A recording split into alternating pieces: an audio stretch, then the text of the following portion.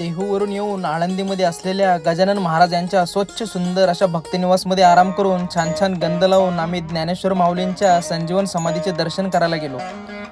तिथे इंद्रायणीच्या काठावर हातपाय धुवून आई इंद्रायणीला नमस्कार केला आणि गर्दी होण्याच्या अगोदर माऊलींच्या समाधी मंदिरात दर्शनासाठी गेलो। सुट्टी असल्यामुळे थोडीफार का होईना गर्दी होतीच, तरी आमचं खूप सुंदर दर्शन झाल्यामुळे आम्ही एकदम आनंदी होऊन बाहेर आलो। संत श्रेष्ठ माऊलींच्या मातोश्रींनी 1.25 लाख प्रदक्षिणा घातलेला हाच तो सुवर्ण पिंपळ बरं का।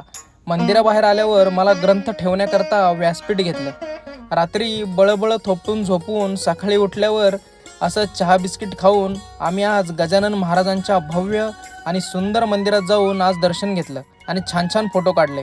जत्रेच्या तयारीसाठी मधूनच गावाला चाललेल्या आजोबांना टाटा करून आम्ही पण घराकडे निघालो। मध्ये झणझणीत मिसळ आणि मटकी भेळ खाऊन असं खट्टा मिठ्ठा ताक पिऊन घरी निघालो। बाकी चालायचंच नाही का।